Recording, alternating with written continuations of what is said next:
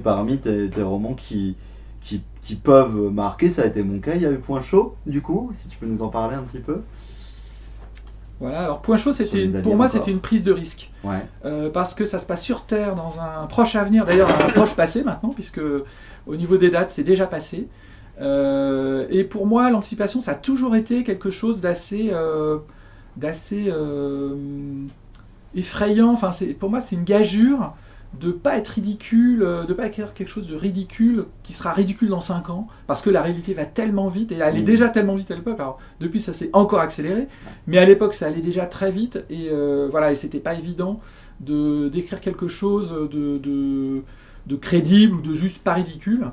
Et c'est pour ça d'ailleurs que j'ai introduit quand même une rupture très radicale qui me permet quand même de faire une terre où je peux mettre beaucoup de choses justement qui sont en rupture avec notre monde contemporain, qui est pour le coup l'apparition de vortex à la surface de la Terre, un peu comme des Stargate, mais répartis partout et puis pas secret du tout. Vraiment, ça arrive, pof, on a ça s'appelle les bouches, qui vont popper comme ça à travers le globe, des milliers, et puis des aliens qui vont commencer à débouler comme ça, de façon totalement chaotique, et qui vont ajouter du chaos dans une Terre qui est déjà une cocotte minute sous pression.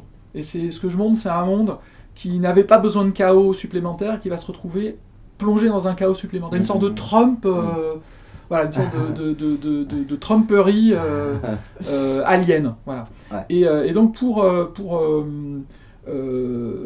et cette forme-là, ce dispositif science-fictionnel, il match avec le projet littéraire qui était de faire un roman choral, une sorte de millefeuille comme ça, avec une demi-douzaine de lignes narratives qui s'entrecroisent en permanence, qui montrent bien ce côté chaotique, ce côté où chacun essaie de se débrouiller avec ce qu'il a, parce que c'est pas quelque chose de, enfin moi je pense que c'est pas quelque chose de négatif en fait. C'est pas désespérant, c'est pas de la dystopie du tout. C'est vraiment de la vraie SF au sens de l'histoire continue. Oui, l'histoire, c'est pas la fin de l'histoire. L'histoire continue et chacun fait au mieux de ce qu'il peut, tout simplement. Alors certains peuvent peu, justement, et puis certains sont plus plastiques, sont plus ouverts, ou juste les circonstances font que ça se passe mieux, parce que c'est dans des pays plus riches. Voilà. Donc c'est ce que j'ai essayé de remettre, c'est une diversité de l'approche de l'alien. C'était ça mon projet, j'allais dire, ce que je voulais montrer aussi. À une époque, c'était en 2008 ou 2009, enfin on est encore dans les années 2000, c'est-à-dire on est encore il y a encore l'onde de choc du 11 septembre 2001. Et dans l'onde de choc, il y a eu une régression du thème de l'alien qui est redevenu un envahisseur dans la littérature américaine. Et il y a eu une vague de films et de romans de terre envahie, ce qui est incroyable quand on y pense. Il y a vraiment une sorte de régression mais qui s'explique, tout à coup, les États-Unis ont redécouvert la peur existentielle, par exemple. Ça s'est traduit dans l'imaginaire collectif américain par, à nouveau, des aliens qui essaient d'envahir la Terre. Et moi, ça a été une réponse à ça, parce que ça a contaminé un peu le monde entier. Et c'était une réponse de montrer que les aliens pouvaient apparaître, débouler de façon anarchique, mais sans être forcément des envahisseurs. Donc dedans, il y a des touristes, des pèlerins, des voyageurs de tourisme, il y a un peu des réfugiés, il y a un peu de tout. Des bestioles, voilà, et puis des créatures qu'on comprend pas. Et donc, en fait, je restituais l'espèce de complexité au cœur de la nature de ce qu'est le thème de l'alien, en fait. Voilà. Ok. Ouais, donc du coup on va rester dans la même thématique, la thématique alien, avec 2 bouquins. Voilà. Alors celui-là c'est pas un roman. Qui sont dans la même veine. Donc c'est pas un roman celui-là. Ça c'est un essai. Voilà, c'est un essai sur comment construire un extraterrestre en 10 leçons. Voilà, donc c'est Roland Lehoucq, Jean-Sébastien Steyer. Et oui. Voilà. Oui. 2 grandes figures aussi. Voilà, Roland Lehoucq, astrophysicien très très connu. Jean-Sébastien Steyer, paléontologue, tout aussi connu, puisqu'on le voit, moi je le vois souvent à la télé.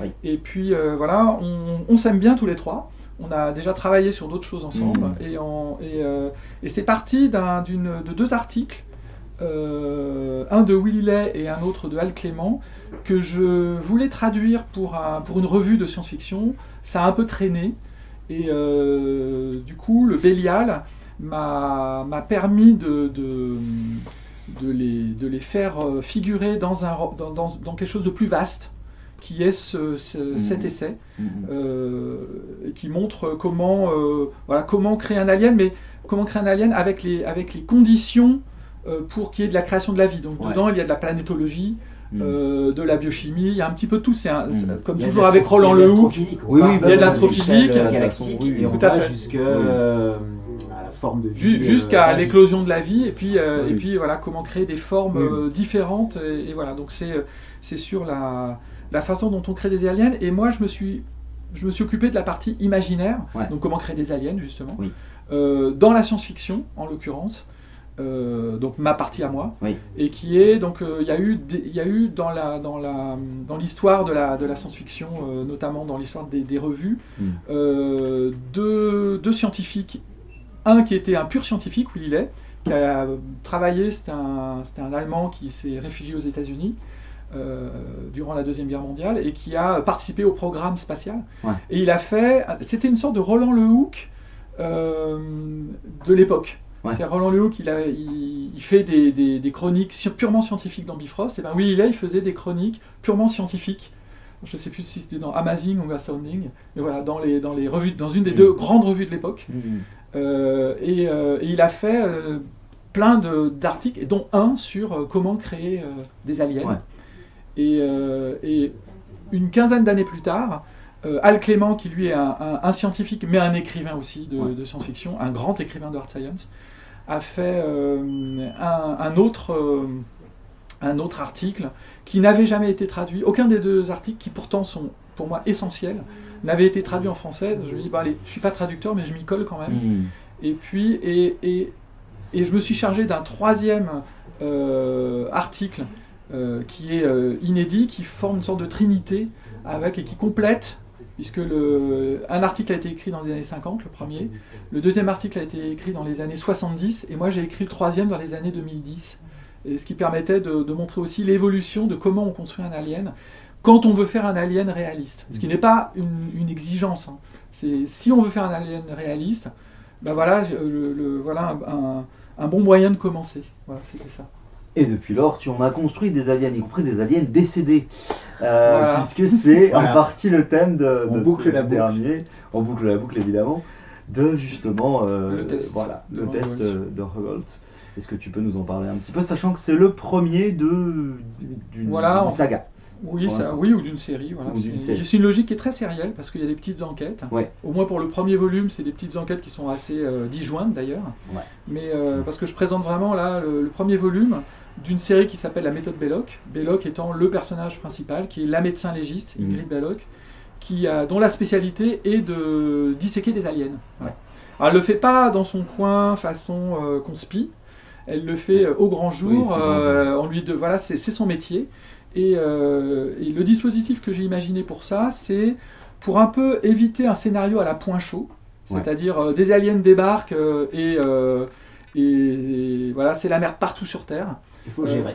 Là, pour éviter cette acculturation forcée, une sorte de confédération galactique alien qui s'appelle la Mosaïque contacte la Terre et dit, on va faire un test pendant 20 ans, vous nous proposez une ville.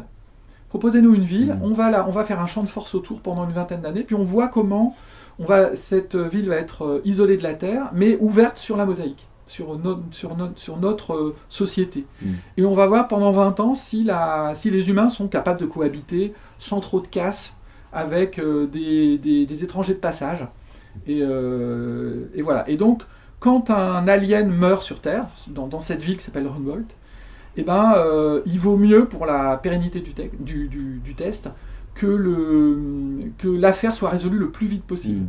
Alors, le fait qu'il y ait que ce soit par exemple un meurtre, ça n'invalidera pas forcément le test, parce que chaque société produit ses crimes, ses criminels, donc ça n'invalide pas le texte, mais il faut que l'humanité pas seulement fasse ses preuves, mais se montre telle qu'elle est. y compris sur le côté criminel. Donc, ce qui n'est pas, on cherche pas à museler le crime qui de toute façon ressurgira d'une manière ou d'une autre, mais en tout cas, il faut que les affaires soient résolues pour voir comment l'humanité réagit face aux aliens, y compris de façon criminelle. Et vice versa, comment les aliens. Et vice versa, parce que des fois, ça peut arriver l'inverse, voilà. Parce que c'est aussi la découverte en creux de ce que sont les aliens, de ce qu'est cette mystérieuse mosaïque dont on ne sait rien au début, et où dans l'histoire de la série, ce sera aussi la découverte de ce que c'est que la mosaïque, parce que pour certains humains, la mosaïque c'est une sorte d'utopie qui peut devenir réalité, et donc il faut à tout prix que ça arrive, mais en fait les aliens n'ont eux-mêmes jamais dit que c'était une utopie. Un truc essentiel aussi, qui raccorde aussi, j'avais commencé avec Point Chaud, c'est que moi je trouvais qu'il y avait un point aveugle dans la science-fiction telle qu'elle a été telle qu'elle a traité jusqu'à présent le thème de l'alien, c'est le corps. C'est la problématique du corps. Oui. Et l'alien, on aime les aliens, mais pas pour leur corps. Pas pour le voilà. On aime E.T. parce que c'est la transcription de l'innocence, d'une certaine morale, mais liée à l'enfance. On aime les aliens de District 9 parce que c'est des opprimés, enfermés dans un camp, et qu'ils n'ont pas à être traités comme ça. Mais le côté corporel, c'est quelque chose qu'on n'aime pas trop. On les décrit, certains les décrivent même très très bien, mais une fois que c'est fait, on passe à autre chose. Et moi, ce que je voulais montrer, c'est qu'un alien, c'est d'abord un corps, en fait. Et que si on était contacté réellement par les aliens, la première chose qu'on ferait, c'est on les regarderait, on essaierait de les toucher, de quoi c'est fait, comment ça réagit par rapport à nous. Voilà, c'est une corporalité aussi. Et je trouve que fallait restituer cette dimension-là au thème de l'alien. Et le mieux pour ça, c'est en fait d'évacuer le reste. En l'occurrence, les aliens, c'est quoi un corps d'alien qui n'est qu'un corps d'alien? C'est un cadavre, justement. Et donc, montrer une médecin légiste qui dissèque un cadavre alien, c'est une façon de montrer, de découvrir un monde à travers un corps, justement, à travers un cadavre. Et de découvrir comment fonctionne un alien, ou comment a fonctionné un alien quand il était vivant, c'est partir à la découverte du monde d'où il est issu, puisqu'il est issu d'une autre évolution, et d'autres paramètres biochimiques, physiques, etc. Et donc c'est une manière de montrer les mondes aliens à travers un de leurs représentants, mais à un niveau purement matériel, et qui reste pourtant d'une richesse incroyable. C'est une plongée biologique, en fait. C'est une plongée biologique, oui, tout à fait. Alors, pour terminer cette interview, on pose une question traditionnelle qui est la pratique des librairies. On est dans une librairie ici, chacun a une pratique différente. Alors, est-ce que tu as une librairie particulière où tu vas, ou alors quelle est ta pratique des librairies? Alors, je vais être décevant. Il n'y a pas de réponse décevante. Non, je vais être décevant pour un libraire en tout cas, parce que je suis plutôt un enfant des bibliothèques. Parce que j'avais pas beaucoup de sous quand j'étais jeune, et donc j'aurais pas pu m'acheter les bouquins que je voulais lire, parce que d'abord il y en aurait eu trop. Quand j'étais au collège, je lisais dans les 1 bouquin par jour, qui était un bouquin de SF en plus. Donc j'aurais pas eu les moyens de toute façon de m'acheter des bouquins. Donc j'étais une espèce de rat de bibliothèque puissance 10. J'avais plusieurs bibliothèques municipales, j'allais dans les 2-3 villes autour de là où j'étais pour les écumer littéralement. Donc j'ai assez peu fréquenté des librairies, plutôt des bouquinistes. Donc je me rappelle d'un bouquiniste dans le passage Verdeau. Spécialisé. Voilà, tout à fait, mais qui faisait plutôt dans l'occasion, pour le coup, et qui était la librairie Roland Buret, où j'ai passé des après-midi, parce que, encore une fois, comme j'avais pas trop de sous, il y avait un système que le libraire avait instauré pour moi.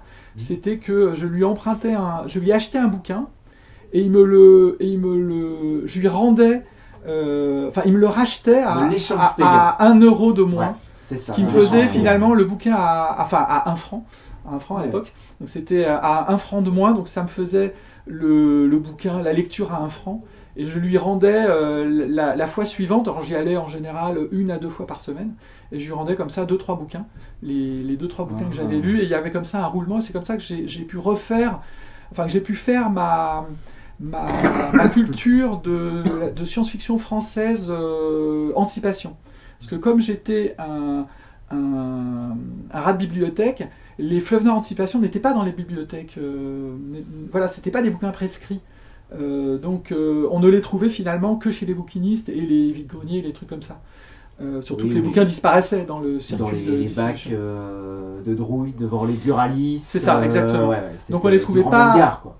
Exactement. Et donc je me suis fait ma culture de anticipation chez ce bouquiniste-là en particulier.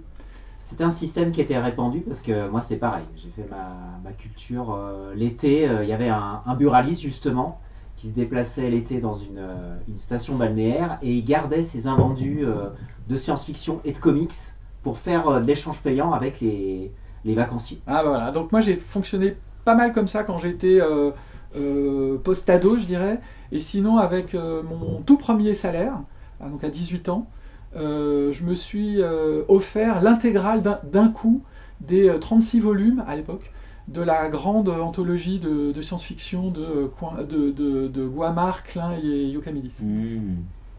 Tout d'un coup avec les couvertures de donc la deuxième version, c'est-à-dire celle avec les couvertures de Manchu et Adamov, qui sont absolument géniales. Et collectionnes-tu beaucoup ou pas? Eh ben non, en fait, je suis pas collectionneur, encore une fois, parce que gamin, j'étais en bibliothèque, donc j'ai pas la possession du bouquin ancré en moi. Ouais. Par contre, oui, je dois avoir 1500 bouquins de SF chez moi, mais c'est pas une vraie bibliothèque de SF. Quand je vois les bibliothèques de SF des vrais collectionneurs, ils en ont plutôt 20 000. Oui, plutôt que moi c'est pas une vraie bibliothèque. Par contre, dans ma bibliothèque, j'ai les bouquins qui m'ont fait. Oui. Donc j'ai l'intégrale des Andrevon, des Brussolo, ça j'ai l'intégrale, des Vules évidemment, des Asimov, j'ai des intégrales. Et puis la collection Rencontres, j'ai une ou deux collections qui sont chères à mon cœur. Alors j'ai pas Présence du futur parce que ça en ferait trop. Alors que j'ai été biberonné aux Présences du futur parce que ça on en trouvait vraiment dans toutes les bibliothèques. Oui. Les Présences du futur c'est vraiment la collection des bibliothèques quoi. Et voilà donc encore une fois j'ai pas la fibre collectionneuse. Voilà. Eh ben c'est parfait. J'ai envie de dire voilà une interview qui s'achève très très bien et du coup on va te souhaiter on va te remercier encore déjà d'être venu nous voir. Donc nous là au moment où on enregistre, c'est la date symbolique du 14 février. Nous n'avons pas parlé d'amour, en quoi que, mais nous avons parlé de SF et c'est l'amour de la science-fiction. L'amour de la SF. Tu auras, quand cette vidéo sortira, tu auras dédicacé à la librairie aux merveilles. Donc voilà, on espère que ça se sera bien passé pour toi et on va te souhaiter bonne chance pour la suite. Merci et beaucoup. Voilà, à te revoir dans les festivals divers et variés. J'espère, et puis aux merveilles aussi. Donc merci beaucoup, et puis merci pour l'accueil, parce que je suis... quand je viens, je sais que je suis chouchouté. C'est important. Chouchoutez vos auteurs, ou tout autant vos libraires.